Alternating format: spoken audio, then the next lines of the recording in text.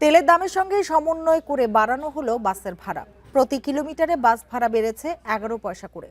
দূরপাল্লার বাসের ভাড়া এখন কিলোমিটারে 2 টাকা 23 পয়সা। ঢাকা ও চট্টগ্রাম মহানগরে বাস ভাড়া এখন প্রতি কিলোমিটারে 2 টাকা 53 পয়সা।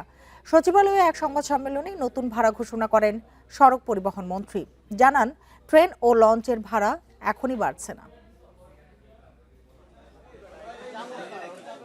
জ্বালানি তেলের দাম বাড়ার জেরে বাড়ল বাস ভাড়াও।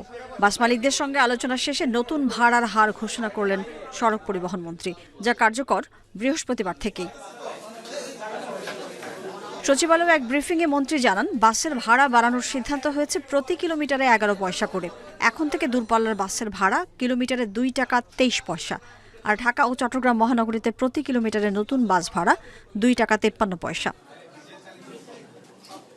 মন্ত্রী জানান, বাস মালিকদের সাথে অনেক দর কষাকষি শেষে নির্ধারণ করা হয়েছে এই ভাড়া। যৌক্তিকতা আছে, আবার কিছু দাবি বাড়ানোর ক্ষেত্রে তাদের দাবিটা আমাদের কাছে মনে হয়েছে শুধুমাত্র পরিবহন মালিকদের পক্ষে এরকম। তো জনস্বার্থ বিবেচনা করে আমরা সরকার এখানে আমরা সিদ্ধান্ত নিতে সক্ষম হয়েছি। মন্ত্রী জানান, ভবিষ্যতে তেলের দাম কমলে বাস ভাড়াও কমানো হবে। সরকারের নির্দেশ না মানলে কঠোর ব্যবস্থা নেওয়া হবে বাস মালিকদের বিরুদ্ধে। তেলের দাম পুনরায় কমলে আবার এই একই প্রক্রিয়ায় ভাড়া কমবে। আবার তেলের দাম যদি বাড়ে কোনো কারণে, তাহলে একই প্রক্রিয়ায় ভাড়া সমন্বয় হবে। অর্থাৎ এই সমন্বয়টা একটা চলমান প্রক্রিয়া থাকবে। পরিবহন মন্ত্রী বলেন, এসি বাসের ভাড়াও পরবর্তীতে নির্ধারণ করে দেওয়া হবে।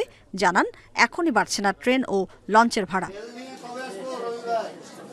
Mahmuda Moumita, independent news, Dhaka.